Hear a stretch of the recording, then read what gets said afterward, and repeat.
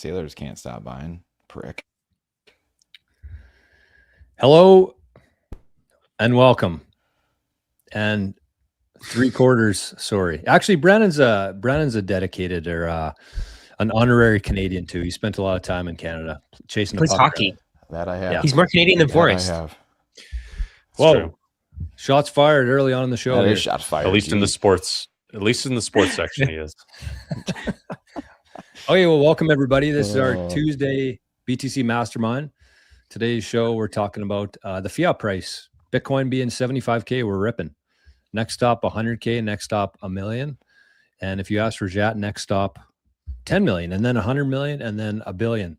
But I'm George. You can't stop there. Can't stop there. You got to go to 10 billion, then 100 billion, a trillion, and keep going. It goes on forever. Nothing 10 stops that trillion, train. 100 trillion, quadrillion. Have you guys ever looked into like the, what was that on? How many, the odds of finding a crack in a Bitcoin wallet? It's like 2 to the power of 256, I think it is. Oh. But if you look at the actual numbers, it's like, it's crazy. I'll try to find it here maybe quickly. It's in one of Gigi's 21 lessons. Anyways. I've seen it. It's like a 1 with 72 zeros or something after it. Yeah. 1 in that number. It's pretty crazy. How are you guys doing today? wild. We're unfortunately missing our host here today, Robin, as I'm sure you guys have noticed.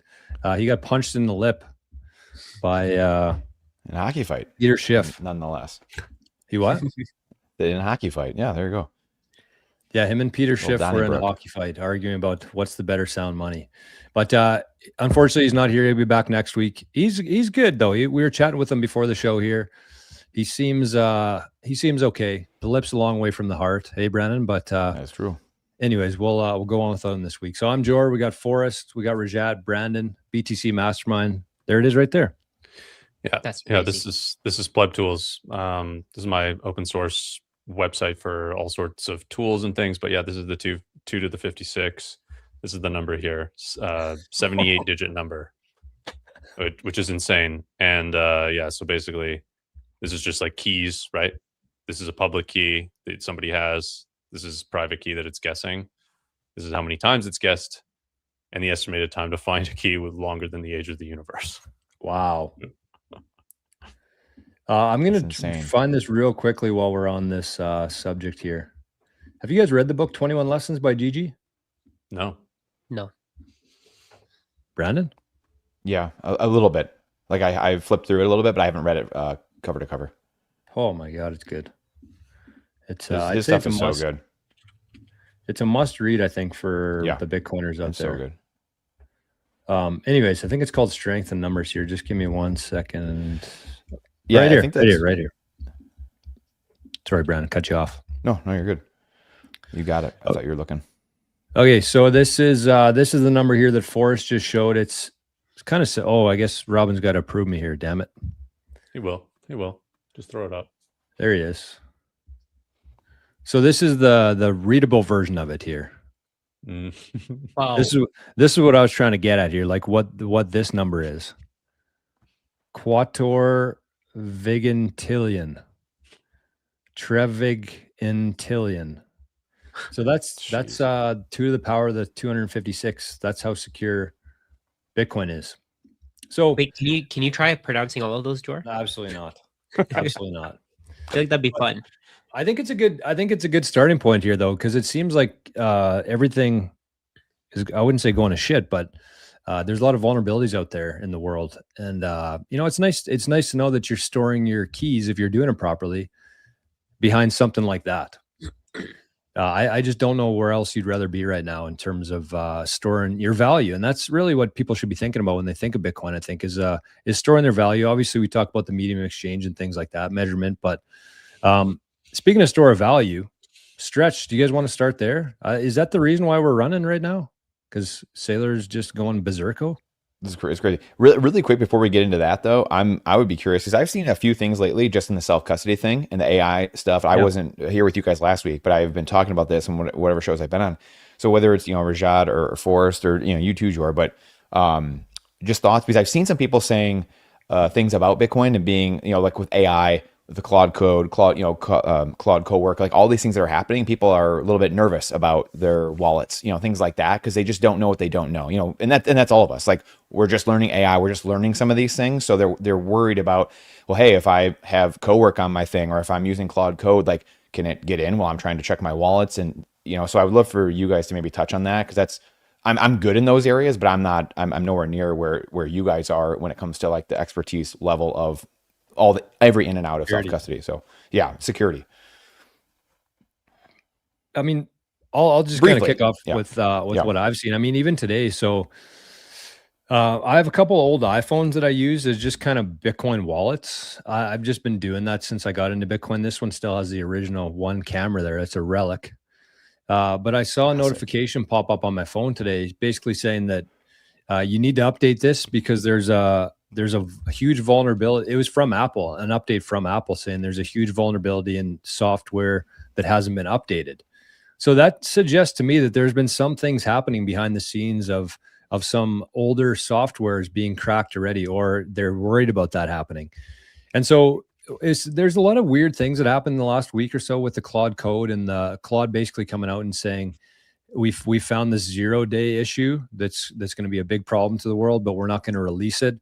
We're going to let people fix their software first, which, I mean, I think Forrest argued against it in the sense of they're just doing it as kind of like a bluff to say we need more money to keep things safer. And I kind of subscribe to that theory as well. But I think the big thing with that is like they're basically deciding then who gets to win this thing, which companies get to survive this 0-day attack. Claude's going out and saying, well, we're going to team up with Apple, we're going to team up with Microsoft, we're going to team up with NVIDIA, whoever it is, we're going to fix their patches. But everybody else, once that's done, sorry, you're just kind of you're going to be hooped. So I think for the average person watching this, the best thing that you can do is just make sure you have a very limited exposure to your private keys being online, stored online, whether that's through a hot wallet, a lightning wallet. Obviously, you're not going to be storing your information anywhere digitally, but I just kind of go into the assumption now that everything's up for grabs. Like I just assume that everything's going to be taken from me. So the cool thing about Bitcoin is that you do have the ability to take it offline using something like a cold card queue, which I think we all use and love. And I think that that's the easiest thing that people can do, and then just go from there. But that's number one, is just getting your keys off the internet ASAP. Yeah, so the big news was Claude coming out with Mythos, which is its new model, and not releasing it to the public. And I think it's called Project Glasswing, and it's what you mentioned there with the Microsoft, Apple, all of this. I don't think it's specifically to try to like fix the things they have before it goes live, but it's more so like to actually check out these underlying systems that are redundant and used on all sorts of different digital infrastructure. But nonetheless, 100%, there are like favorites being picked, by that alone, by giving access to it, even for that. I just wanted to bring attention to this, right? Because the problem here that I see is like the boy who cried wolf. So this is an article on Slate from 2019, and it's about ChatGPT 2.0. This is when ChatGPT first came up, right? This is the LLM at the beginning. And this entire thing is talking about how OpenAI, all the people in OpenAI are saying it's too dangerous, we can't give it access to the internet, all sorts of things that they've since done. And this is, I think it was like a couple billion of parameters, and now we're into like the trillions of parameters, and they're saying the exact same thing. So they said this 7 years ago, right? And they weren't right then, but it's led to now. Is it more serious now? Probably. But is it possibly still just another boy crying wolf? Also probably, in my opinion. And I think that we're constantly going to have this happen, where there is some things that it could do that could be problematic, and there is some necessity to look at the connection vulnerabilities, which is what Mythos can do. It can look at one thing, it can tie it into another, and then all three of those could be exploited to create one problem. Whereas, somebody, a high level coder, would just look at each one of those and not necessarily make the connection to create the vulnerability.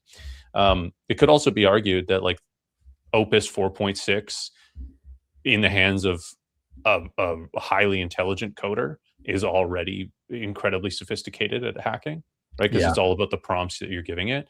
It's sort of more like Mythos is that much better that, you know, a junior dev could take it and create some massive problems with it. So I think it's going to be like this constant case of Y2K, where we have to prepare for the change to some sort of digital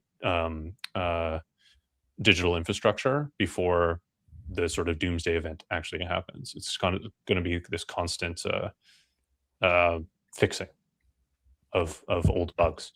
Yeah, I don't see it as being that big of an issue. Like, I don't know. There's also the argument of like the internet is going to become less and less usable, and that's already 100% the case. Is it going to become completely unusable? Maybe not, because like AI will fight AI. You'll be able to have like a Nostr client that filters out any AI content with its own AI that figures out what's AI. You know, like, I don't know. That's a possible future where then it actually brings authenticity and human interaction back to social media. That would be great. I mean, it's very hard to predict the future, but those are kind of my thoughts around this. And of course, reiterate George's point, none of this is giving absolute confidence that anything you do online is secure. So you have to take self-custody using an offline method, like, again, the cold card queue. Any Bitcoin and Lightning channels, Lightning wallets, custodial wallets, exchanges, that's not real Bitcoin until you take ownership of it into an offline device or using an offline device. Yeah, I think it's just it's good to keep talking about, because it's like you said, Forrest, it's going to be something that keeps coming up over and over and over. And you know, we mentioned off the rip like where the price is going, and I talked about somebody yesterday. You know, it's like you guys mentioned, it's going to 1 million, it's going to 10 million, it's going to 100 million, and that's in today's dollars. That's today's dollars. That's not like people always like, oh yeah, well, what's that going to buy you though? No. Today's dollars. Today. That's nothing stops the train. It's the government. Unless you're telling me the government's going to stop printing all around the world, all the governments are just magically going to reverse trend, then okay, then that's a different discussion here. But come on, like what are we smoking here at the end of the day? So if Bitcoin stays decentralized and secured, and governments keep printing and stupid stuff keeps happening, guess where we're going, boys and girls? Up and to the right. End of story. There is no debate. There's literally zero debate about this. And people just are so like myopic and tunnel vision on this. Again, another hockey analogy. Like you telegraph the pass and set your guy up to get killed, right? Like a defenseman's passing the puck up the ice, like right up the middle. The forward's looking back like this and he catches a puck and whammo, the defenseman just takes him out. Well, guess what? That's most normies. That's most people, pre-coiners, no coiners. They got their head down going through the middle. Not a good place to be. As Don Sherry would say, get out of the trolley tracks, folks. Yeah, I was going to say the tracks. Keep your heads up. Keep your head up. I think one of the worst things people are doing right now is they're trying to protect their dollars so they have as many as possible. And that's the worst decision you can ever make. If you have more dollars, you're actually losing. You don't have more purchasing power. You just have more dollars. It's like, let's say, for example, you're playing a video game and you get a certain number of points, and then they change the scale of the points where in the beginning, 1 point is worth $1 or something. In the future, it's worth, let's say 10 points are worth $1. Then 100 points are worth $1, and 1,000 points are worth $1. That's exactly what's happening here. So in real life, your bank account's going to keep going up, and it'll keep going up forever. You'll feel like, oh, maybe I'm getting wealthier. But by the time you actually realize that the system is designed to make you feel this way, it's going to be too late. A lot of people aren't going to figure this out until they're like 70. That's the worst part. So a lot of people that I speak to, they are in their 40s, 50s. They have maybe 100,000 saved, 200,000 saved. There's the rare person who has like $500,000, $600,000 saved, but most people have like nearly nothing. And you can't retire like that. You can't become financially free like that. If you're just expecting somebody to come save you, nobody's coming to save you. If anything, people are coming to take your things from you. Yeah, they want everything from you. Like they're coming to take everything from you, even though they're supposed to protect you. Your purchasing power is being stolen from you, no matter what. Like think about it from a real world perspective. What did $100 buy you 20 years ago versus today? $100 is nothing today, right? You go to McDonald's, you're spending $50 for 2 people. And that's just going to keep getting worse. At some point, that'll be $500, and people will still be thinking, "Oh, I have $1 million saved. I should be able to retire," but you won't be able to. Inflation will just keep getting worse and worse. It's bad now, but it'll get worse. And you're gonna see, like we were talking about Bitcoin there. People say, "Oh, what's a loaf of bread gonna be worth when Bitcoin's $1 million?" Okay, well, right now a loaf of bread is what, $4, maybe. When Bitcoin goes to $1 million, a loaf of bread will go to maybe $5. Because the thing is that you can mass produce bread, but you can't mass produce Bitcoin. You can mass produce anything. That's the thing, right? Yeah. Anything. If there's enough demand for something, we can make more of it. No problem. People find ways. Yeah, and I think that's a huge narrative of why software stocks have fallen off, right? They declined massively as Opus got really good. Again, Claude is seems to be a reoccurring character here. Mass abundance of personal bespoke software based on AI being able to write code really well. So these moats that these companies have, it's questionable whether they will have them, if they deserve the valuations, because what they have created is not as scarce as it once was because of technology getting better. And I mean, that's the thing here, right? Is if we, regardless whether we believe this whole thing with Mythos or not, it doesn't really matter. It's clearly getting better. It's clearly getting more capable at creating things, and those things are becoming less scarce. And it's just a very harsh reminder that the only thing absolutely scarce in the digital world is Bitcoin.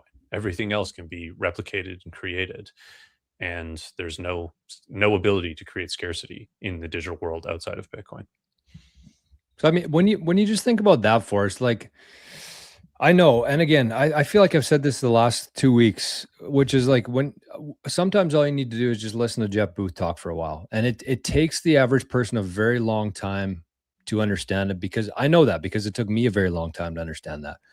But when you say things like that out loud, and you're kind of at the point of understanding where this whole thing's going, you say, okay, if everything else is abundant, if there's enough people who want something, whatever that is, whether that's gold, whether that's real estate, whether that's iPhones, if enough people want that, we can make as much as we need to meet that demand for it, with everything, except for one thing, which is Bitcoin.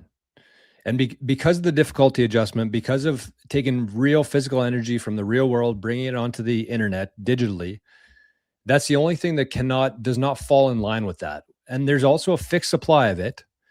And you can send it, you can store it yourself without an intermediary. You can send it anywhere in the world.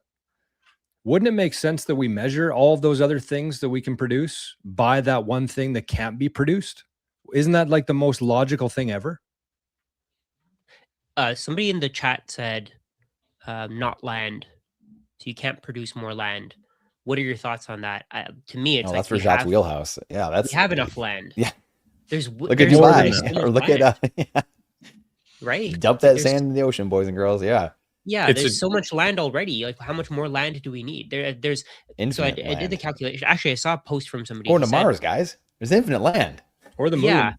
Or the moon. Somebody actually said there's like 1,700 acres of land on Earth per Bitcoin. Yeah. So how many acres of land do you own today? I don't even think I own one. Yeah. Yeah. I mean, it's yeah, and I'm okay. I'm fine. I don't need more. How much land do you need? Yeah. I get a couple. A couple. I mean, that's the thing here too. Is it's sort of like comparing apples and oranges, because land is not fungible. Bitcoin is fungible. So yeah, I mean, all land is different. So yeah, there'll be valuable pieces of land. That's always been the case. There'll be less valuable pieces of land.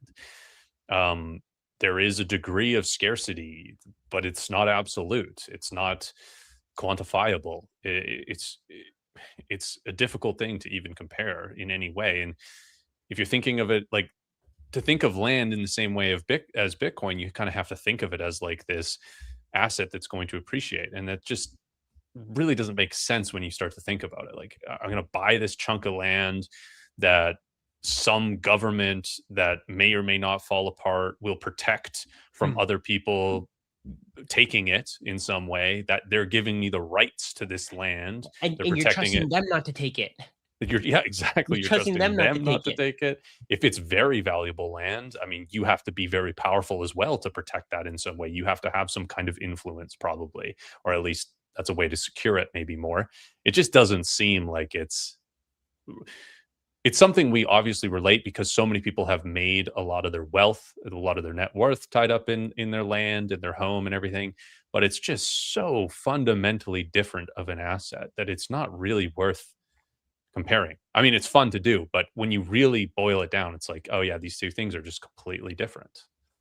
That's what I was going to say is like, I really think that land and Bitcoin are the closest two things that you compare.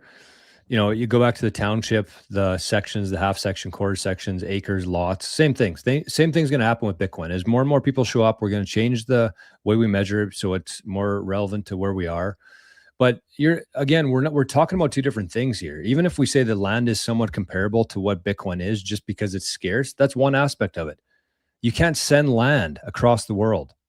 You can't store land in your head. You can't take land on an airplane and go wherever you want to go. These are two different things. And as Forrest said, land over here is different than land over here.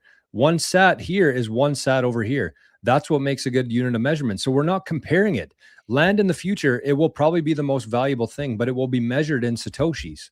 That's kind of my whole argument here. Is it's a unit of measurement. It's not an asset. I mean, it is and it isn't, but it's many things.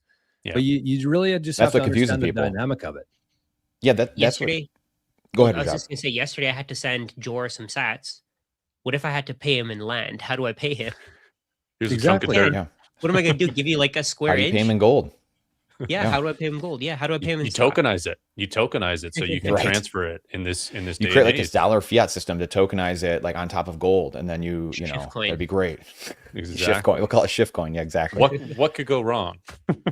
And someone said this in the chat too. Like, it's, why is it priced in dollars? I mean, that's everyone's reference point. Like if this was 100 years ago, we would price things in the pound sterling or something. Like it's just like that's what everyone's reference point is, and that's what we're all used to. So that's why we do it. And it's the reserve currency at the time. So that's what makes sense. Eventually, like what these three other gentlemen are talking about, we won't. We'll be pricing everything in Satoshis. Like there's people out there who, believe it or not, price their lives in Satoshis, and I would imagine the four people you see on this video call are doing that. They price their life in Satoshis and maybe dollars, right? Because you need some reference point of where things are at. And I'm sure there's many in the chat too. So I think that's where, and I would say that's an amazing exercise that, you three guys have talked about this, at length for years now, is, pricing your life. You have to price your life in Satoshis, or else you have no reference point of where things are going. You don't know what's undervalued. You don't know what's overvalued. You have no idea because the goalpost is always changing. So, don't let the, what's happening right this second, what you've been told your whole life. Because again, how many things we've been told our whole life that were wrong, like we still don't know what happened to JFK, right? So I mean, like I could talk to you about 1,000 things, that we learned in school, or that we did this and that. We have no idea. There's no reference point because someone just told us out of their head or whatever. So use a real reference point, something that's unchanging. Like one of the guys mentioned here, right? I think it was George saying that. So that to me is the big thing, that it has all the properties of money, yes, but it's also what confuses people. It's an investment, it's a protocol, it's money, it's all these things. And eventually, like in 20, 30 years from now, or whenever this happens, it could be 5 years from now, it won't be an investment anymore. It'll just be money. It'll just be the unit of account. So, and then it ceases to kind of be that investment thing where people look at it as an investment, because you can just sit there and it accrues value. But eventually it'll just be money. And how people think of it as dollars. And dollars either will exist or won't exist. They might just be UBI, political, sludge money, cuck bucks that people use to, like, the government tries to grift. Some people are always going to be grifted by the government. Let's just be straight up, right? Like, some people are always going to be grifted by the government. They're always going to like believe what the government's saying. And those people will use CBDCs, stable coins. They'll use whatever it ends up being. They'll use UBI. They'll use it through there. And then the rest of society that gets it will be using Bitcoin. And going back to the properties and the confidence, the way we all talk is because it's the homework on the system. It's backed by 20 nuclear reactors worth of energy. In its world of AI, that's where, like, bringing this whole conversation full circle. So we started with that. The threats going on everywhere. You see, it's the legacy system can't withstand the attacks of quantum. They can't withstand the attacks of just simple, Claude code. They cannot withstand it. You're seeing it all over the place. And whether it's just people losing their jobs or legacy software falling apart because of the vulnerabilities being exposed by AI, That's wild. I mean, what greater case for Bitcoin out there? And that's where people are really going to start learning some hard lessons going forward, that you need the 28 reactors of energy, nuclear reactors, in order to keep the only thing safe that's important out there. It's a great point. Rajat, And I think you're muted, Rajat. Oh, sorry. Is that 20 nuclear reactors how much energy Bitcoin is backed by? Yeah, that's the security of the wow. network. Yeah. Yep. Too bad it wasn't know. 21. It will be. Soon. It will be Soon soon. Yeah. I mean, man. we talk about UBI, we talk about things, and I think that's an important part of this to understand is like, yeah, it might happen. We might have UBI, but when that happens and the government is forced to print more money, the value of those units, UBI, dollars, whatever you want to call them, they're going to be less. They're going to be, because you're pricing them in Satoshis. And the more there is of something in Satoshis, the less it's going to cost you. Whether that's dollars, whether that's cars, whether that's real estate, the more of those things that exist, as we produce more of them, their price actually goes down in Satoshis, which is a totally different lens to look at the world through. It is very difficult. As a guy who talks about this stuff every day, it's very difficult to fully wrap your head around that. But that's part of moving from a system. We reference it all the time. It's like going from horse and buggy to cars. It's easy to say, and it's easy to like somewhat conceptualize that and grasp it, but like to fully understand what those people went through at that time in history of traveling in horseback compared to on a highway in cars, that's a huge thing. And fire, people who lived before fire versus after, these are huge things that happen in civilization that nobody can really comprehend until we get to the other side of it. And we're just not there yet. I wanted to say, I was listening to a story about how in the past, when people would travel, let's say between different cities in the US, it would take 20 years. So let's say you're going from one place to the other. You left with one group of people, and by the time you get there, it's a totally different group of people. Everybody's aged 20 years and people have died and people have had kids. That's crazy. Today you can you do the same trip and you're the exact same person. Right. And now people are complaining, oh, why can't I get there even faster? Right. And that's exactly what happens. Yep. Technology improves. But again, the thing is that nothing can increase the supply of Bitcoin. Nothing can improve the supply of Bitcoin. The supply of Bitcoin will always be exactly the same no matter what. That's what we want you guys to really understand here. That's the key. Everything can be improved. Technology can, security can be improved. The abilities to hack a website can be improved, but nobody can increase the supply of Bitcoin.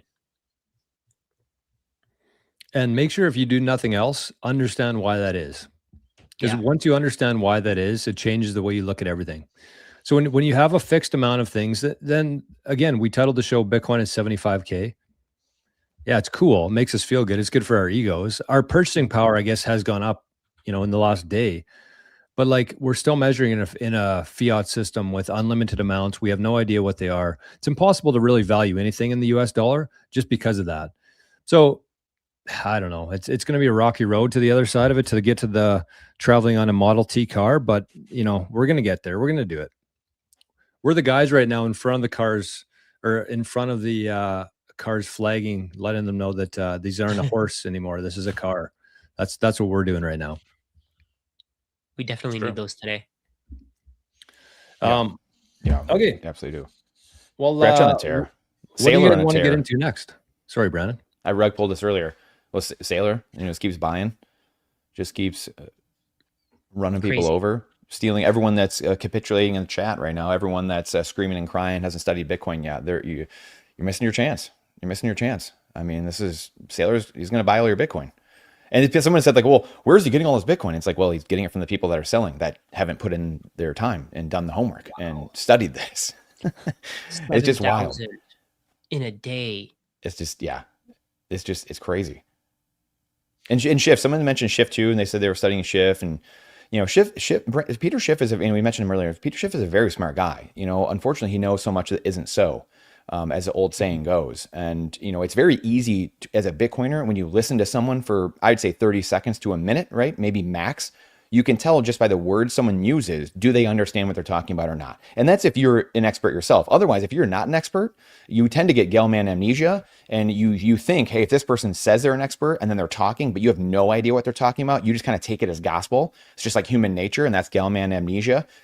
So we do that a lot in media and politics. That's why they put every under title, they say experts say, oh, the sea level is rising, whatever experts say, it's just like, it's just like it's a clickbait title to get people, they know that people's brain just like accepts a lot of it immediately because they're not an expert in climate science, or they're not an expert in Bitcoin. They're not an expert. That's why they say, oh, Bitcoiners are psychopaths. Oh, Bitcoin could crash. Bitcoin's a Ponzi. Bitcoin boils the oceans. Bitcoin, like it's all these things. And look, it's a 4-letter word 17 years later. It just keeps growing. The fundamentals of the network, the hash rate, the security of it just keep growing. Everything keeps getting stronger and better. So those that need to know. If you know, you know. But, you get at the price you deserve. And, it sucks saying that, but it's also true. And so people who are going to fight it, the ego, the pride, the hubris, Peter Schiff being probably the most public example of that, and just not being able to put his ego aside. It's blatantly obvious. And when you hear him talk about Bitcoin, and then he says something that totally rug pulls what he's saying, like, well, they're just gonna, print some more, Satoshi's gonna like backdoor it or something like that. And so like he sounds very smart, is very sinister because he's very smart in the legacy system, the plumbing of the old system, history, things of that nature. But he is blinded, unfortunately, by fiat, which is really the gold and silver market, which is paper. It's all really done on paper. Now there's no one, we're not final settlement through gold and silver. And he runs a paper fund. He runs Euro Pacific Fund. So he's a paper guy. And so if he's over here talking Bitcoin and really grokking Bitcoin and putting in the 1,000 hours of work, then he's rug pulling himself, and he's blinded by those incentives. And that's where it's very difficult. And this was me 5 or 10 years ago too. Like, and I've tried to tell this story too of like, I was that guy too 10 or 15 years ago with gold and silver and real estate. I come from those worlds, but you cannot see the Titanic sinking when you're on the Titanic.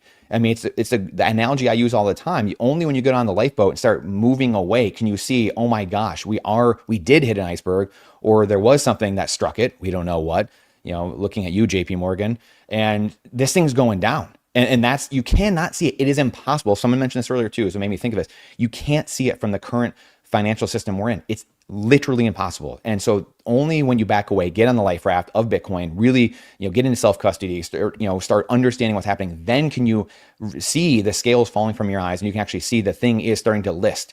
People are reading their newspaper clippings on the thing. Well, it can't sink. The US dollar network can't sink. It's impossible, guys. We price everything in dollars. What do you mean? That you're insane, and you're jumping off on a life raft right now. People are voting for a new captain after the explosion happened. Well, that's like politics at this point. And then people are trying to jump into gold, and they're trying to jump into stocks, and that's just like shuffling deck chairs. I mean, that's like, what are you gonna do? You're still gonna be 12,000 feet under. And so that's the world we're living in. Ego, pride, and hubris. Yeah. And I mean, anybody who promotes the idea of tokenized gold, you should question every other thing they say, because it's fundamentally flawed concept. It goes against the idea of owning gold. It's like the reason to own gold is to have some level of sovereignty and ownership over your assets. Mind-blowing. And tokenizing it is not that. It's ridiculous. In the podcast so he did a debate with Robert Breedlove, and he was saying how tokenized gold is not an IOU. It just represents gold. And Robert was like, no, sorry, it wasn't Robert Breedlove. It was Mark Moss. He's like, Mark Moss was like, but that's what an IOU is.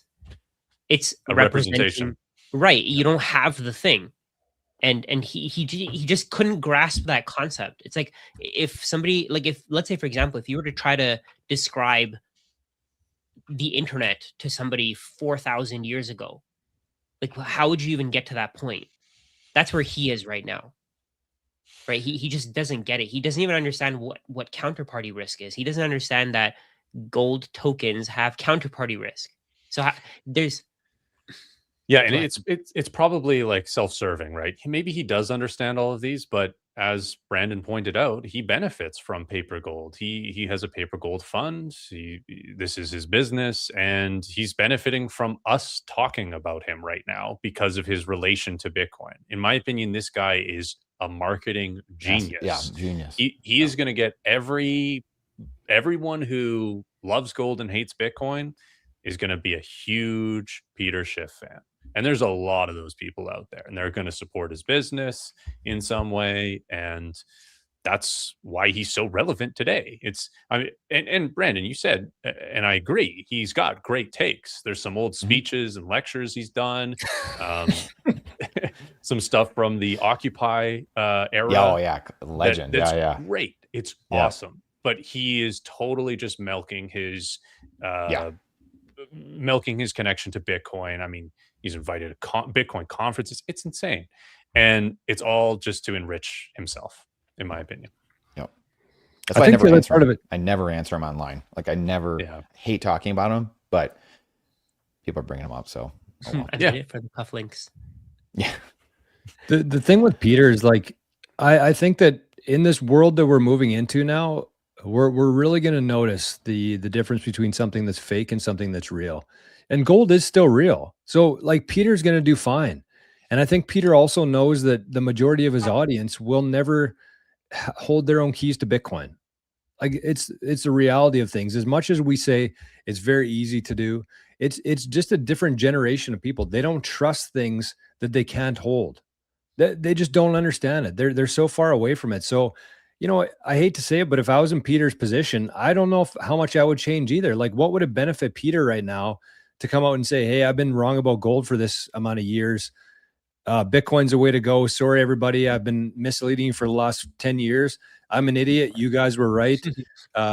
You're smart. I'm dumb. You're good looking. I'm not very attractive. Like, what's he supposed to come out and say here? It's quite a hole to dig himself out of. Yeah. Yeah. It's like, but he also, like you guys mentioned there, he also benefits from like the whole debate because it's making his audience grow. He's getting more energy, and that's what all these people want. So, I mean, I get it from Schiff's standpoint. I really think that deep down Schiff knows that he's wrong. He probably owns Bitcoin. Let's be real. Someone said in chat too. He probably does. I mean, how would we know? He's not a dumb guy. His wife just is a great marketer. His wife is a great marketer. His son does too. His son has like some large Bitcoin, public Bitcoin thing, I believe. But here's the thing too, is like, if that's the case, he has a bunch of gold. He's great. He has some Bitcoin. He's great. His family has Bitcoin. They're great. Peter, to me, even though he's a shyster, he's a very smart guy. But it's not like he's out here pumping up like XRP or Solana that are clearly just like thin air shit, right? Yeah. Like gold's something real. Like it's going to have some value in this new world, even though it's going to significantly underperform Bitcoin. It's still going to have value. So nobody's going to be too mad at Peter Schiff at the end of this. I don't think anyways. It's not like he's misleading his customer base into something that's worth nothing.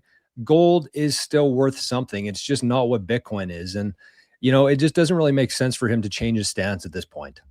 Yeah, you can't make a necklace out of Bitcoin. He's going to be rich if everybody wants gold necklaces.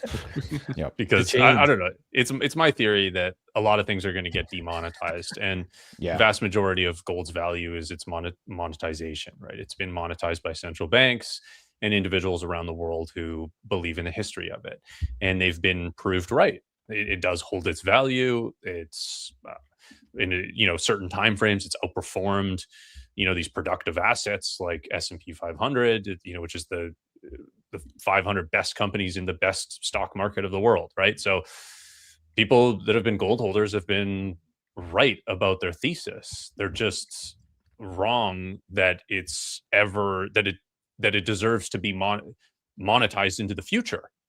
It deserves to have been monetized in the past, and it simply just does not work. I mean, this is part of the thesis of Broken Money, Lynn Alden's book, where she said as soon as the telegraph was invented, information could travel faster than settlement, and gold no longer worked. And paper gold was the only way to transfer ownership of assets to make deals when information could travel so fast as a telegraph. And now think about how fast information travels, and think about how much throughput there is in something like Lightning, and how much finality there is in the final settlement of a massive decentralized ledger like Bitcoin on chain, right? Which does, again, when it's not even, I mean, we've mentioned XRP and these other things a couple times, but they're not even worth mentioning because you're settling nothing with that. You're settling a decentralized and name only centralized ledger that can be corrupted, manipulated, and ultimately doesn't have any real value behind it because it is not secure and final. Yep. Yeah. So I guess That's, Sailor's going to get all the Bitcoin. There it is, everyone's screaming and crying. This, I mean, it's like, it's mind blowing because, everyone knows intellectually that you buy low and you sell high, and it's just like, but no one can seem to do it, like this goes back to like the whole thing earlier, like, why do we price Bitcoin in dollars? And it's because humans are emotional. We're not rational. Like if we were rational, logical beings, and we use that part of our brain first, then in 2010, once Laszlo had initiated this price, the first transaction with the pizzas, then everyone would have got it. Within the next couple of months, it would have been like, boom, yes, let's go. Need it. We don't have this fiat garbage they're printing right on the backs of the GFC, all the massive printing, in the UK, Chancellor on the brink of a second bailout, here in America as well. And look, we're 17 years later and we're still fighting, still talking about the same. Okay, I'm gonna be nice here because we all come to at different times, because I can feel myself ratcheting up here very quickly. It's the same. I mean, we have AI now, guys. Like, go in, do your homework, go ask all the questions you could possibly have to the AI. Like we're in an energy world. I truly believe, again, this is not an IQ test. This is an ego and humility test. Pure and simple. There's no getting around that. No amount of arguing could ever change my mind about that. It's purely pride and hubris. We go back to the Schiff stuff, not to bring him back up again, but everyone you talk to, it's constantly people getting in their own way. We all had to do this. None of us here, the four of us here, were not the first people in Bitcoin. We had to put our ego aside and say, yes, I am not the first person here. I will not have 1,000 Bitcoin. I will not have 10,000 Bitcoin, but it's okay because there's a greater mission. There's a greater purpose. It's the most secure network. It's the best money humans have ever seen. It can do the greatest good for humanity. And that's something worth fighting for. And that's where the will of the people has just been broken. There's so many people it's completely broken across society. And I'll be damned. Like, I'll live in a cardboard box and go out fighting for honest money. Amen. And so we don't have to be doing this bullshit again. And that's to me what it's all about. And that's the difference between many Bitcoiners and all the other people out there, all the fiat maxis and the fiat maxers and the fiat apologists and the gold guys and the NFT crypto bros, XRP guys, XLM, whatever, ADA. They're there for more fiat. They're there for more of the same system. And I'm tired of it. Like it's people that are scared of the future. They're just completely scared of the future. They're scared of their own shadow. And Bitcoin is there, the truth just ticking away every 10 minutes. And people, it's the ego that keeps you from doing the work. Then it's putting it aside and saying, yes, you know what? I'm not the first person here. You're still extremely early. That's what's really sinister. You're still extremely early. And yet you still won't put your ego aside. It's time to look in the mirror. Yeah. The ego's the big one, man. Like there's like everybody here in the chat has exposure to Bitcoin, likely, like 90% of the people here probably have some Bitcoin. I bring up Bitcoin in, a friend circle or something like that. Somebody asked me what I do, whatever. Everyone I talk to about Bitcoin, the first thing they say is, oh, I could have bought that when it was $3,000. I first heard about it when it was this. Who cares? Everybody has that story. Everybody has that story. Everyone. I was 2014 messing around with a Bitcoin ATM at a restaurant. I didn't buy any Bitcoin then because I didn't know what the hell it was. You didn't know what it was when it was $3,000. You're not going to buy it. You got to know what it is and then put your ego aside that you didn't buy it when it was $3,000 or less or whatever, and get yourself some Bitcoin. Like it's that simple. And it's definitely an ego thing for the vast majority of people. Like that's the sort of the first hurdle is the ego thing. And then there is a knowledge component without a doubt. And then there's just an action component of like getting over fear, getting over laziness, and understanding that you have to own some of this. I actually spoke with someone yesterday whose father-in-law is a financial advisor. No, sorry, it was his friend. It was a family friend who was a financial advisor, and he didn't want to buy Bitcoin because he was worried about offending his friend, his family friend. Yeah. He's like, I can't buy it because I just can't have that conversation with him because he's told me that Bitcoin's a scam and I don't want to go through and ask him why he thinks it's a scam because he's going to get disappointed in me. Like you're just already setting yourself up for failure before you even started. That's what I was going to say. Like the other part of like layering on top of this is like having a set of balls. Yep. Raise the T. I mean, Like I saw Cold Deck in the chat here said, my brother-in-law literally said, I'll buy Bitcoin when the government says it's okay. Like, talk about missing the plot here. Oh my God. oh my gosh. That's so funny. Read The Sovereign Individual. I mean, it's wild. Like we live, I mean, the four of us, we live in the Americas, right? The Revolutionary War was fought here. All these the British, came over and they're like, no, we're not doing this, and they met him on the greens there in Concord in Lexington. We're like, nope, not doing it. And at some point, you got to just draw a line and say, you got to be a man. You just got to grow a pair between your legs and be like, yeah, I'm not doing this anymore. I'm not in this system. And that's, it just goes back to the ego, the pride, and the hubris, and someone in the chat was bringing up, XRP. And my point with XRP and some of these other things we're talking about is, again, similar to ego and hubris. Sometimes as humans, we make things too complicated when most things are very simple, right? So a very simple example would be like with XRP, the market share that a lot of the other alts are proposing to take are very small market shares. You're talking like Visa, MasterCard. I'm trying to do international payments. Well, we already have people doing stuff like that. We're already good there. But even if you were saying, hey, I'm going to take that over, what's the market share that you might take? 1 trillion, 5 trillion, 10 trillion? Well, Bitcoin is trying to take over all 900 trillion, account for every asset, every dollar in the world when dollars don't exist, which someone else also mentioned. When dollars don't exist, you'll denominate that world in sats. Your house will be an X number of sats. All these things will be denominated in sats. That's a big market share. It's called a level 10 vehicle. Like in marketing, you're in business, you want to go into a business in a level 10 business. You don't want to go into like, hey, I'm selling ice cream up at the North Pole. That's a level 1 business. That not very good, right? So you want to get yourself in a vehicle that has the greatest runway. And so all these little nuances just come over time. I mean, for me personally, it's like I've been doing this for 20 or 30 years, thinking about these things, studying these things, being in business and doing this. And it's what's easy to do is easy not to do. So all these little things, like again, the alts. Why would a billionaire, let alone me, who I think about this stuff, right? Not a billionaire, but a billionaire, why would a Michael Saylor or someone else store their time and energy in an asset or some NFT or some other altcoin protocol that has way less, a fraction of the security as Bitcoin? Bitcoin, we said, has 20 nuclear reactors of security to the network, the greatest computer network, the hardest computer network ever to exist. Why would I, as a billionaire, then go take my time and energy and say, you know what, I'm going to go over here to this protocol that doesn't have anywhere near the security to do that? Like, that's the part where, like, again, humans, we try to overcomplicate it. Our 12 years of government run schooling, we think we need to like read a bunch of textbooks and like be super, high IQ to do. No. It's see the forest from the trees, back away. Very simple answers to these questions. Lindy effect, very right there too, right?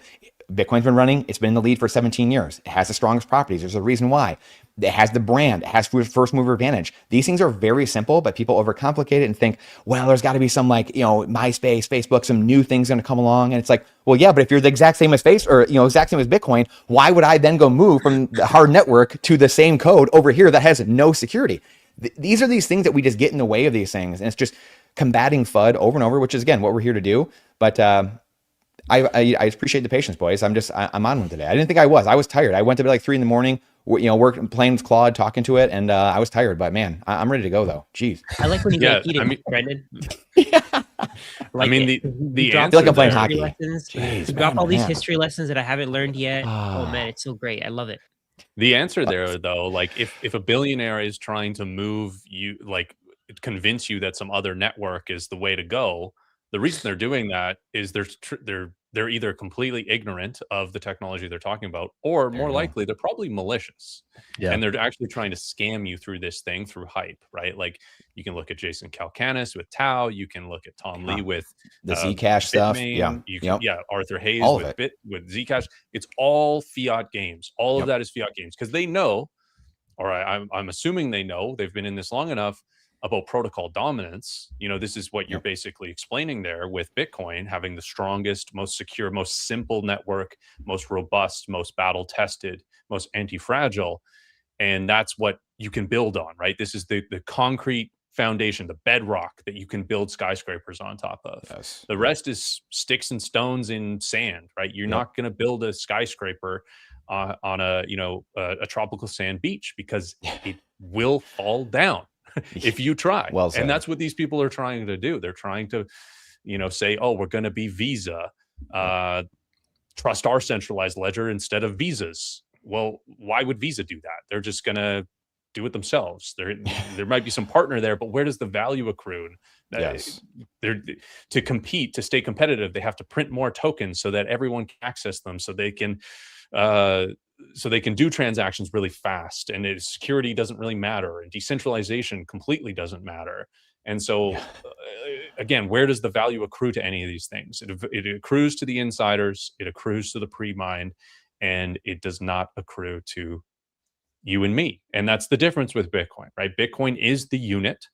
Bitcoin is, right, it's that meme. It's like Bitcoin is what backs everything else, right? Yep. And that's where the value accrues. And what MSTR is doing with STRC and then buying all the Bitcoin, and the value accrues to Bitcoin, right? You can get complicated. You can try to do derivatives, all this kind of stuff. Ultimately, 99% of people are going to be better off just holding Bitcoin, and you'll benefit from everything else, all the other growth everywhere. Bitcoin will be the benefactor of that. That's my opinion. One thing that I don't know if you guys remember this, but not too long ago, Zcash was just going crazy. Yeah. Do you guys remember that? Do you guys remember everybody when was was saying, it, like 6 months ago? Or, that was like 6 months ago, something like that. Yeah. They're like, oh, buy Zcash. It's private money. It's privacy. It's privacy. Why are you telling everybody that you own Zcash if you want privacy? Like that's the stupidest thing ever. Like there's this guy, Arthur Hayes. Arthur, I think one of you guys mentioned him before. I mentioned him, yeah. He's constantly talking about Zcash.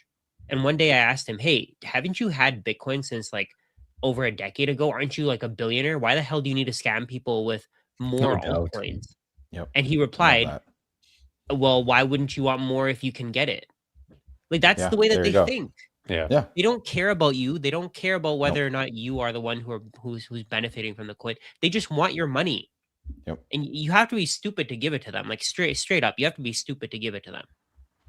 Yeah. And that's where people have a problem too with like capitalism. Like capitalism is like, there generally aren't, we'll say as many guardrails at times, or, or more or less at times, but people, I had a conversation the other day, with Michael Green, and we actually got in this same kind of debate, because we went back and forth, and he caught me, I think I was saying this the other day, but he caught me really flat footed because I just wasn't planning on debating him. And like the middle of the interview, we just like got into it, like going back and forth. And I was, again, hockey analogy, but I was caught flat footed a couple times. So I kind of looked like an idiot, but kind of recovered, got up, dusted myself off, and we kept going. And, but we kept getting into this thing of, like, well, we got to educate people. Like, well, the dollar's doing, it's fine. Like dollar's money, Brandon, like it's totally fine. Like, what are you talking about? Like you need to educate yourself more. So to like this Arthur Hayes point, you shouldn't be that dumb to fall for his stuff, Rajat, like that type of mentality.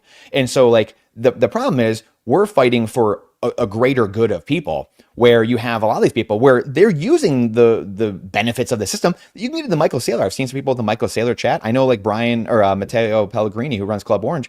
He's like, Saylor should have to sell his yacht in order to get Bitcoin. Like, this is bullshit that he can just use the the fiat system to raise a bunch of debt and then go buy Bitcoin with it. So like, you have like people all across the spectrum that, like a Michael Green, he's like, well, you should educate yourself more. That's capitalism. Like, get better. Capitalism harder. Like, be stronger. And it's like, okay, like I get that. Like, I am capitalistic, and like that is my nature, and like I believe in that. But you can't have a system of capitalism built on quicksand, like Forrest mentioned earlier. That is fiat. Fiat currencies are that quicksand, and you're building your economic system on top of that. And it's impossible. People scream for socialism and communism later on because they're conflating the two. The system falls into the quicksand, and then they're like, I don't know what the hell is going on, and I'm losing my mind. Now I'm voting for other people's things because I don't know what's going on with my own life, which is a very natural feeling for anyone to feel. And so it's like two ships passing in the night, at least from my vantage point, where you have all these smart people, a lot of people making great points on both sides, quite honestly, but like people just totally conflating things. They're arguing different systems. They're arguing different time horizons, which I've seen in the chat here as well, right? Like you three guys have talked about this a lot too.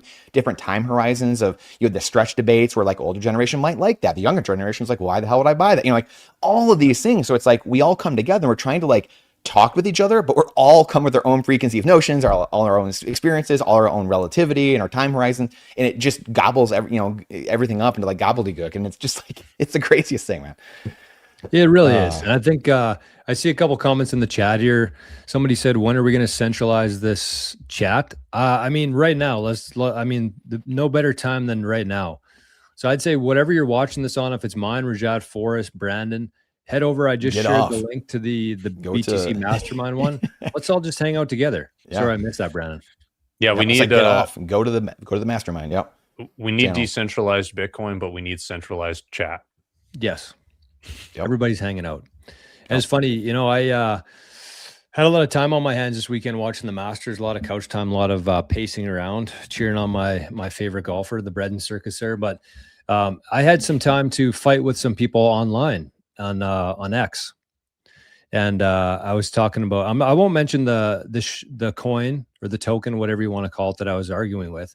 But that was kind of my main takeaway too. It's like, these guys are so close, but they're just overthinking it. They're overthinking everything. They've understood Bitcoin. They understand fiat's broken, but they're kind of what you mentioned there, Brandon, is like their timeline's off. It might be a problem today, but they're playing out this hypothetical issue about the future, but they're also assuming that nothing's going to be fixed between then and now.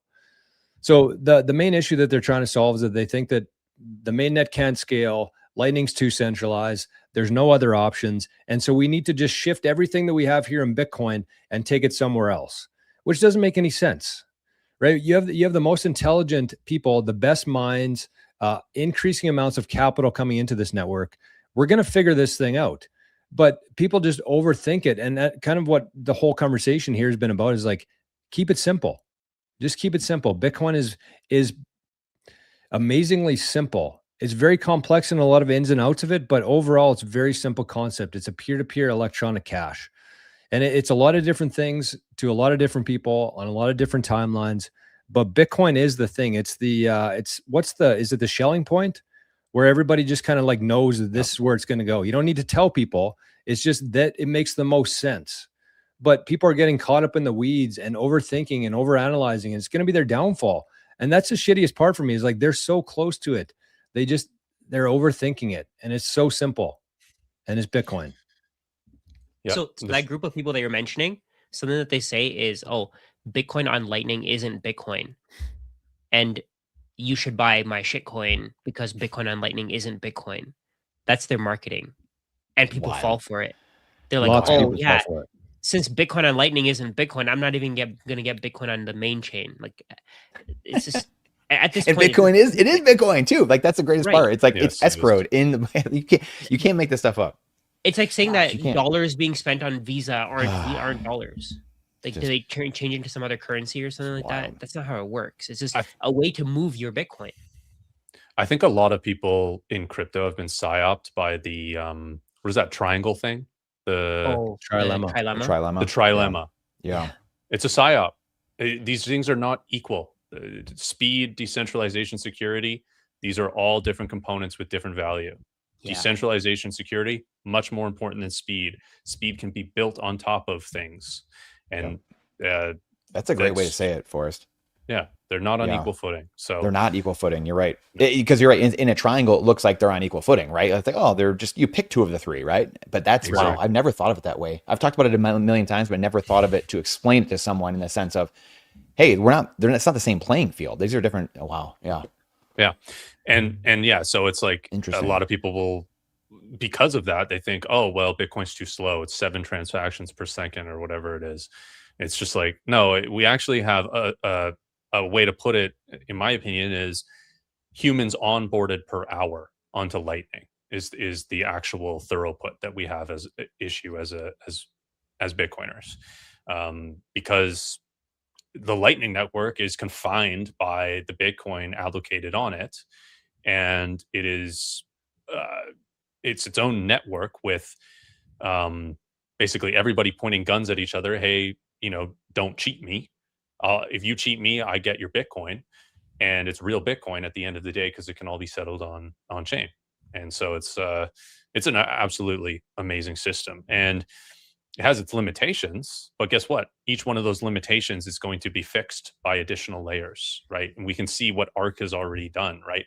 How easy is it to take self-custody Lightning using Wallet of Satoshi now? And that's because of VTXOs, which are another clever way of having ownership over Bitcoin on the Lightning network. It all speaks the language of Lightning. which speaks the language of Bitcoin. It's the way that the internet is built too, right? TCP/IP is so simple, dead stupid. We could not do what we're doing right now unless additional layers were built on top of it. And this is the dominance. Like it's like thinking, okay, Bitcoin doesn't have privacy on chain. Zcash does, right? I can have my shielded transactions. I need to move over to this entirely different protocol that doesn't speak Bitcoin's language. It speaks its own language. And that's going to dominate somehow, even though its market cap is nothing and it's a bunch of scammers, bunch of pre-mines, so many issues, right? Or we develop privacy on a layer, or we develop privacy eventually at some intelligent way as technology, as we get better at building things onto Bitcoin in a way that actually works for the individual spending. Yeah, so it's a no-brainer, right? And this all kind of goes back to Andreas Antonopoulos' one speech there where he talks about how Bitcoin is the next Bitcoin. Everything that any innovation in crypto will eventually migrate to Bitcoin on some layer.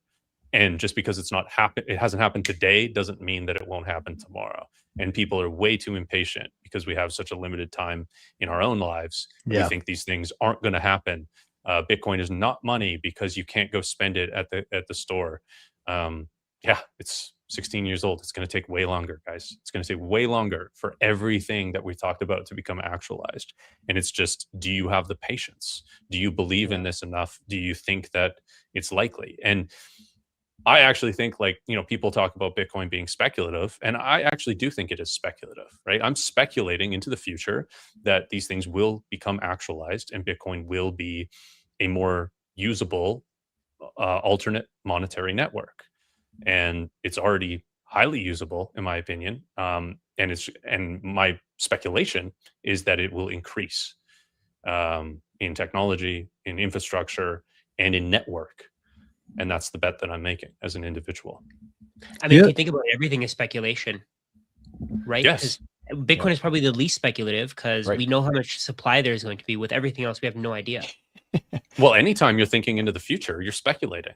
Like literally, I'm speculating if I make it to the grocery store. Yeah, like exactly. What are we doing? That's what I mean, though, right? With Bitcoin, we know that there's going to be 21 million Bitcoin into the future, and there's nothing that can change that. We know that that's going to be the case. Whereas, like, let's say gold. We have no idea how much gold will exist. We have no idea whether there'll be some kind of technology to improve the supply, increase the supply of gold. Whereas with Bitcoin, we know that there's no way to change that. So so even real estate is speculative. People say, "Oh, we can live in houses. We need to live in houses and all that." But now people are living in cars. Like you have a channel on van life. That's wild. Like people don't need your house anymore. They can live in their cars. They like Teslas. People are constantly living in Teslas because they have so much space in them. Like, okay, you need a house that you want to store your house. So you want to store your stuff in a house. That's perfectly fine. But that house can be replaced. Whereas Bitcoin can't. Nothing can replace Bitcoin. Nothing can work the same way as Bitcoin. And there's probably going to be other things that come up through the years. Like we're talking about one example here. And I think they get really caught up in assuming that Bitcoiners think that Bitcoin is perfect. I don't think that that's the case at all. I think it's by far the best option we have. And humans want efficiency. They want to be as convenient as possible. We really see that in today's day and age. But like I think people have the inability to really play things out past like one or two steps. It's like if they have a proposal to become a medium of exchange, then you're going to store your value in this part and then swap it over to make payment in this part. That doesn't even make sense. So when you think about it that way, it's like, okay, going back to the start of this conversation today, Bitcoin makes the most sense to become the next unit of account for the world. It's a global asset. It's a fixed supply. AI can't make more of it. There's so many of these characteristics that make Bitcoin the best unit of measurement. So how would it make sense to go from that network to over to somebody else, jump, swap, pay whoever's accepting it and leave? And, it actually might play out that way where there's different options for that. Like Dogecoin might be accepted by certain businesses because they like Dogecoin. They have, that's one that they've always wanted, the community there. They love that. Or it might be a different coin, but it's all going back to the unit of measurement here, which will be priced in sats. And why wouldn't you want to own the foundation versus the things built on top of that? And I'm not saying Lightning's like something built on top of that. Lightning is Bitcoin. They're the same thing. You can get into the weeds of it, of course, but it's still Bitcoin. If Forrest owed me money right now, I said, you can send me 200,000 sats. He sent that to me on Lightning. I'm not like, oh shit, I wish I had Bitcoin instead. It's Bitcoin. Like people are just overthinking the whole thing, right? It's the whole point of today is like unit of measurement. Everything else, including every other token, is going to be measured in Bitcoin. Keep it as simple as possible. Get your shit offline and you're going to be good. And just sit back and relax because things are chaotic enough. You don't have to make it more complicated than it already is. If you think about the way the world works right now with currencies, right? A bunch of nations have their own currency. Exactly. And when you go there, you exchange US dollars for that currency, right? It's denominated in USD, most likely. If you bring Canadian dollars to, some country somewhere, they're going to look at that like that's monopoly money, right? They're not going to know what the hell that is. They don't even entertain it. You could bring Canadian Tire money to them and they wouldn't know any difference, right? So, but there's sort of a reason that they have their own currency, right? And it's for fiat extraction on their own population, and some sort of semblance of central bank control and nationalistic kind of ideas and things like that too.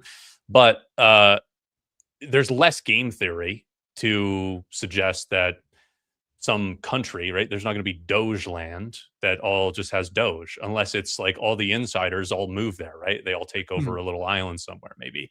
Now they have an incentive because they have a bunch of it. They want to spend it. They want to accept it. They want to grow their own network within there. So it's difficult to like play out game theory of suggesting that there will be a bunch of different currencies, but it is possible. But there's going to be like selfish reasons for somebody else wanting to use or accept a different currency rather than Bitcoin.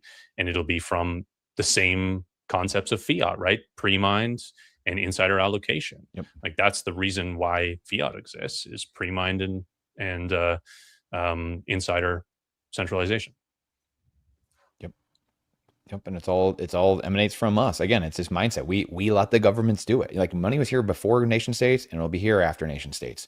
Again, these are things that people just don't realize. Like like the comment earlier of, well, I'll do it when the government says I can't. I mean, what are you waiting for? But that's like school. Again, government-run school has taught us to comply. We don't ask questions. When can I go to the bathroom? Put my hand up. When can I go on vacation? Hey, when can I leave school? When do I go to the next class? And it just bell rings and you're trained through that audible tone of like bell ringing. Okay, like I'm off.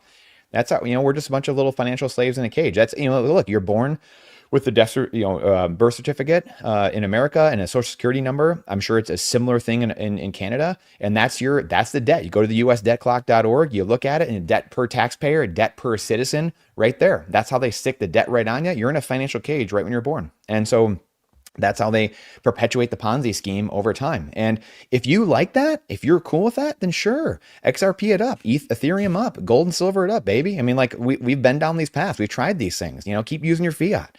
That's the world we've been in. And if that's cool with you, you like what you see around you, then hey, God bless, by all means, you can go at it. But I just see a much different life going forward where incentives are completely flipped on their head and remaking the architecture of the system, reorienting people so consumers and producers are on the same side of the table. And the government is naturally defunded over time, which is great for the people in government because then they don't feel like they have to go to the government and only follow the Nancy Pelosi stock trader in order to get ahead in life. Like they can actually go be productive in society. They can go spend more time with their families, whatever it might be.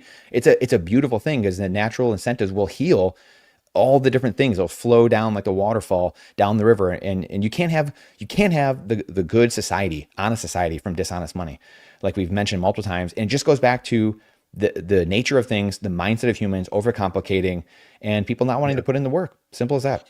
Yeah, and I don't know if you guys have noticed, but like the world sucks right now. Like everything's super expensive. Like everybody I know, like I don't know super wealthy people, but everybody I know, there's some point in a conversation where they'll complain about the cost of living. They'll say, oh, I had to buy this thing and it was way more expensive, or housing's really expensive, gas is really expensive. Maybe it's like a cathartic, like trying to connect to other people, but it's like, why is that a common ground we have?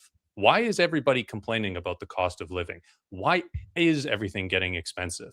Of course, we know the answers to that, right? It's fiat printing. It's the cost of living goes up as the money supply goes up, because it takes more dollars to get the same amount of goods. But nobody else knows that.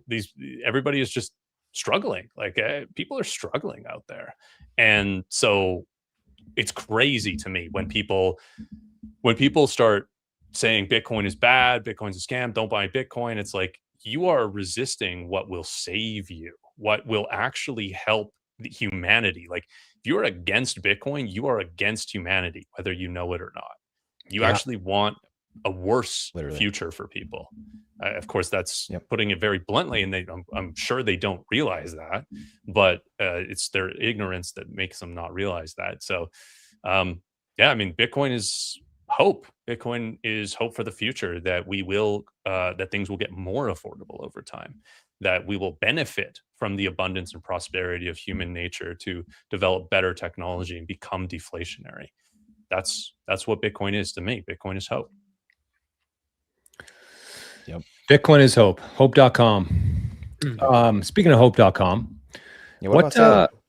what do we think? What's going to play out here? What's Saylor going to get to in Bitcoin? I know people don't like talking about it, but it is, I think, something to think about, because like, I don't think his goal here is just, I was going to say to get as much Bitcoin as possible, but that is kind of his goal. Where does this go? Like what comes next here for somebody with 1 million Bitcoin, assuming that Bitcoin's going to go to 1 million, then 10 million, then 100 million, then 1 billion, then 10 billion. What the hell happens? Like, what the hell happens? And it's funny because Strategy is obviously a corporation that you can invest in. The United States, Canada are corporations that you can't invest in. They're the same thing though. But what happens here? Like, is this a good thing? Is this a bad thing? Where are you guys sitting with this right now? Because it sure seems to me like a lot of people out there kind of have their thumbs up their butts and they're losing all this Bitcoin. But I also think that Bitcoiners, in my opinion anyways, don't really appreciate what's happening right now. Whether you think Saylor's going to do good or bad with this Bitcoin, the reality is that these Bitcoin are being taken off the market, which as demand grows for this Bitcoin thing, the prices of these sats are going to continuously go up regardless of how much money they print. That doesn't matter too much, but there's more demand chasing a smaller amount of units here, which are called Satoshis. So he's taken Bitcoin, pulling them off the market. Bitcoiners who have Bitcoin in self-custody are going to be the main beneficiaries of this, whether they kind of realize that or not. But like, what's the end game here?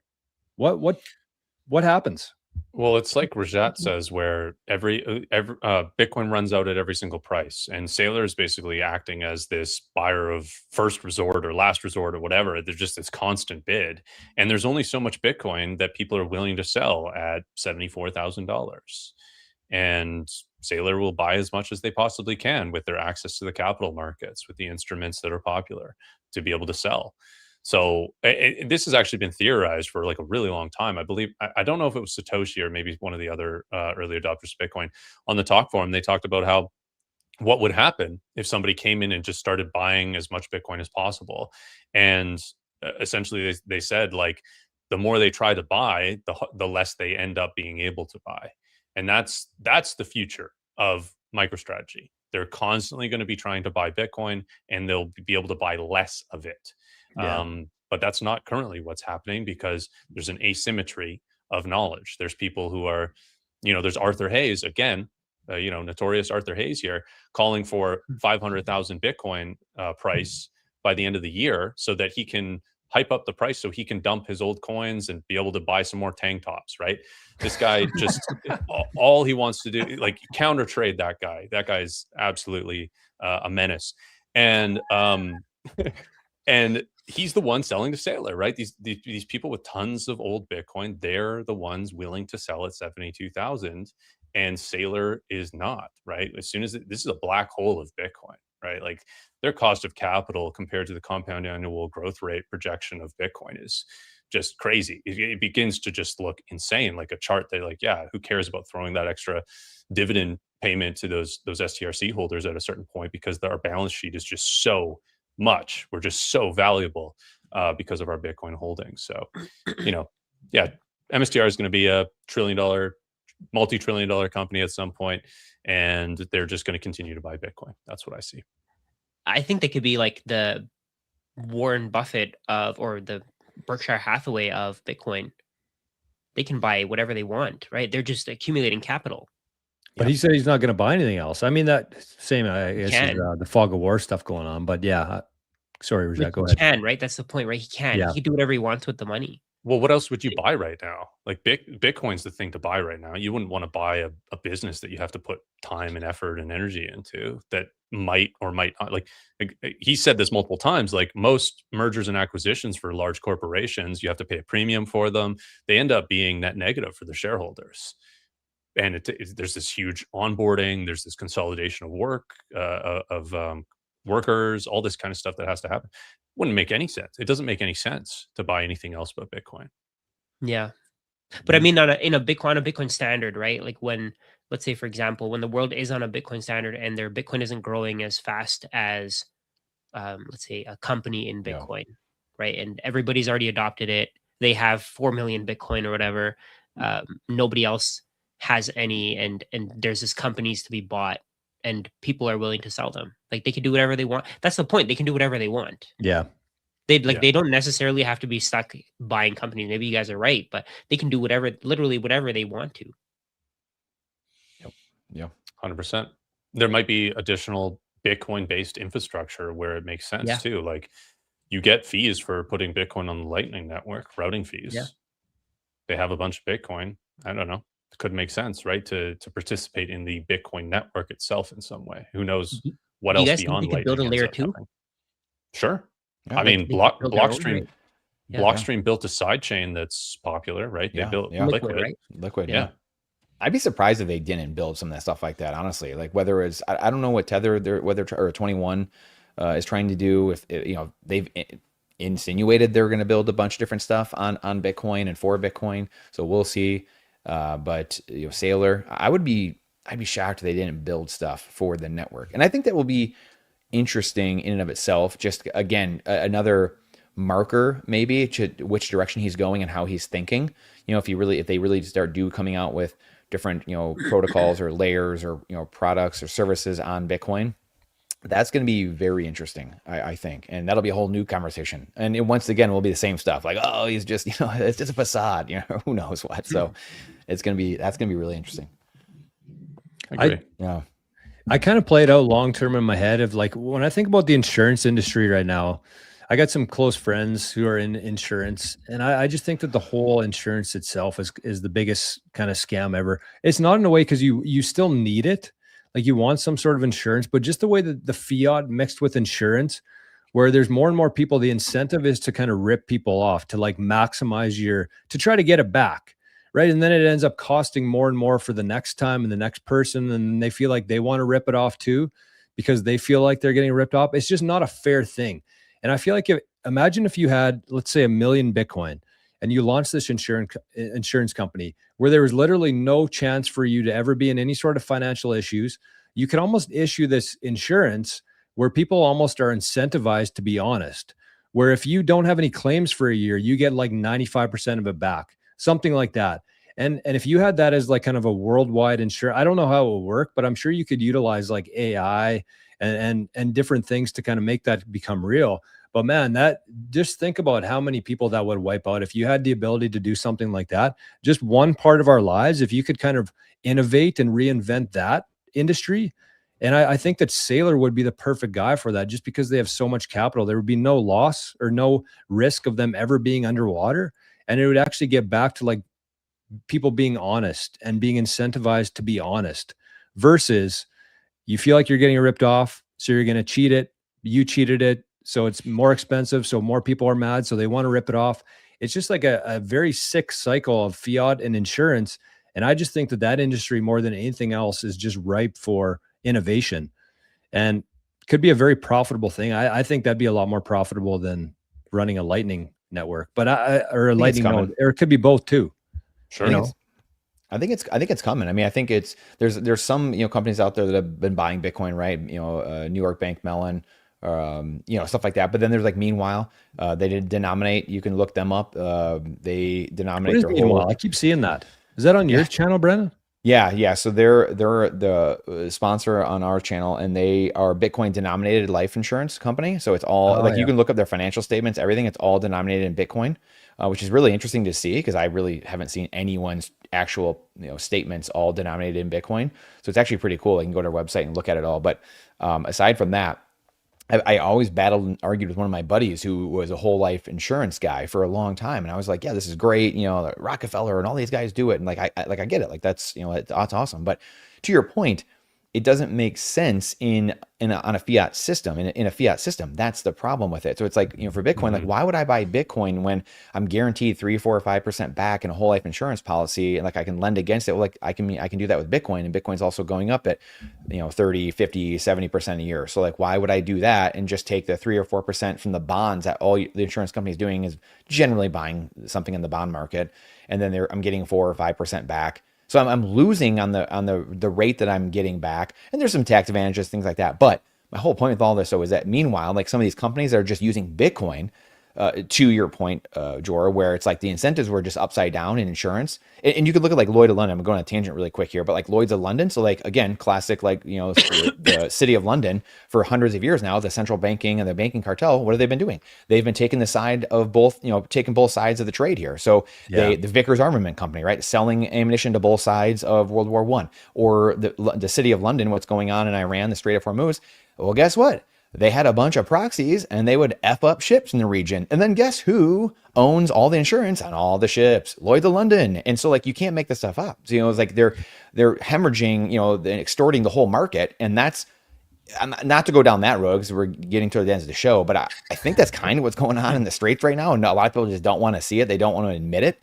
UK is just getting absolutely hammered, and the Lloyd's of London's been completely exposed. And that's where Trump said, yeah, no, we'll actually back all the ships in that region. We'll provide the insurance.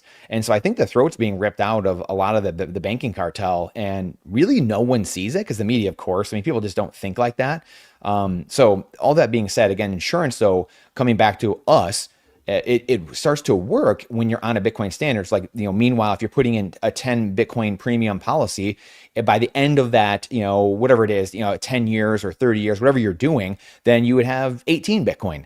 And there's ways they do that, and they use old, not to go down the rabbit holes with it, but you can go look it up. But it's that they use old, they find whales, they have, miners, they do these swaps basically to adjust the cost basis of each other's Bitcoin, so people aren't incurring taxes. And they take there's like a 3% spread, and everyone like takes a 1%, fee off of that basically. And so, not going to sit here and explain it and lose a bunch of people, but it's really fascinating. And to the whole point of incentives, what we talk about all show is the incentives are fixed if you use Bitcoin, and you start seeing it. You're like, oh my gosh, like this is what I've been waiting for. This is what I was arguing about with my buddy who's a fiat whole life insurance guy, and you just didn't know it at the time. But the incentives need to be flipped with the money you use, and then everything starts to heal. Now it makes sense. Now the insurance actually makes sense if you want it. If you feel like you need it, great, then here it is. But you denominate it and do it in Bitcoin, everything changes. So anyway, not to plug them and shill them, but it's a good point, Jor, because it is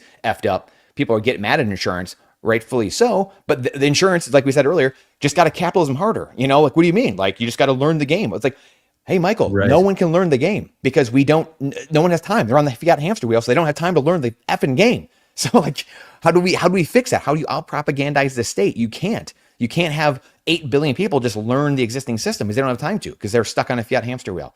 So we need to rip them off that somehow. Big game. It's a big goal, but we're going to do it. It's a worthwhile mission, though. It is. It's the most worthwhile one I've found. I'm sure for you guys too. Yep. Many in the chat. Boys, kind of mentioned it just now, but we'll start wrapping up here. I just want to say, though, I don't know if I've ever seen a more active chat going through here, like in anything I've ever been a part of On before. fire chat. Like, So I many wish conversations. Yes. that's the hard thing. It's keep like up. impossible to even like pay attention to anything here. So I don't know. I if can't the keep up solution at is all. like, what? Sorry, Jack, go ahead. I was just saying I can't keep up at all. I agree with you. It is what it is, right? Like, we're kind of ripping conversation here anyway. So Yeah. like Yeah. sometimes it's nice to have chat with questions, and True. sometimes we will do that some weeks, but we basically referenced it a couple times, but we haven't really answered there's a lot of questions we didn't get to here, but and that might be a nice, a good reason for you to go over to the Bitcoin Mastermind channel and ask those questions in the comment section as opposed to in the live chat. It could be topics that we end up bringing up in the future. We could answer them in the comment section. That's another reason why you want to be over there asking those questions. Yep.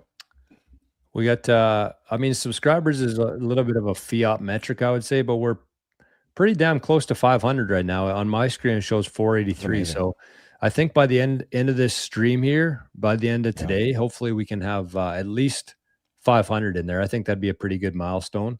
Yeah. But yeah, I think it just makes sense to have everybody kind of in the same place because it's much easier on our end when we can see the conversations kind of in a chronological order.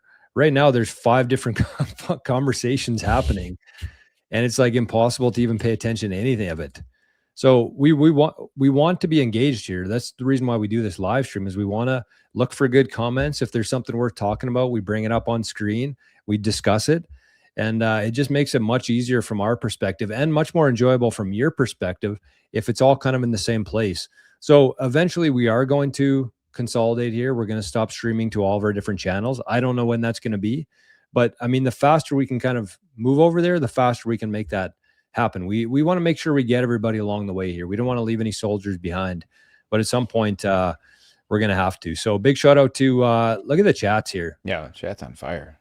Thank you guys. The chat's buzzing. So anyways, fellas, let's, really good show today. Really good conversation. I wish there was more of this stuff on the internet, but I guess that's why we're creating it ourselves. So it is a mastermind of us 4, Robin, everybody in the chat here.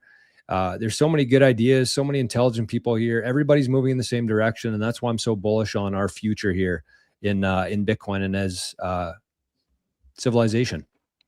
Kind of crazy to say, but it's hard to be bullish right now, but I'm extremely bullish on where this thing's going, especially if you got Bitcoin in self-custody. Don't be mad at Sailor. Let him pump your bags. Sit back. Just get it offline. So, boys, let's wrap things up here. First of all, big shout out to Robin behind the scenes today for making things happen. Yes. He said, should we make a sub goal for when we consolidate to Mastermind only? That's a good question. What do you guys think? 2100. I think we should do it when we have a certain amount of people watching every week on the Mastermind. So that's probably a good idea. When we have 100 people watching every week consistently, let's say 5 weeks in a row, we have 100 people watching each week. That's a good idea. So we got, we're pretty damn close. We're sneaking up on 500 here. So we got 222 people watching over there right now. Yeah, I like that idea, Rajat. I think that's the best way to do it. So when we get a stream, when we have over 100 people on the Mastermind, all hanging out in there, because there was much more than that all combined between the 4 channels here plus the Mastermind. So if everybody just kind of goes over there and then we can just consolidate, we'll be on one stream. You don't have to bounce between channels. Everybody can chat together, have the same conversation. It just makes sense, just like Bitcoin. It's very simple. It just makes sense. Let's flock towards that. So boys, let's wrap things up. Any final thoughts for the week? Shout out to Dreamhopper who sent us $1.99 and said it's going to 1 million. Nice. We didn't address that there. Starred. And yeah, nothing else from me. Just appreciate the good chat, and we'll see you guys next week. Great to see everybody. Do your homework. Remove the ego and the hubris. We all do. We all have to, and we all still can do it. I know I can be better. And appreciate all you guys. Great chat today. Fire stuff. Just can't wait till next week.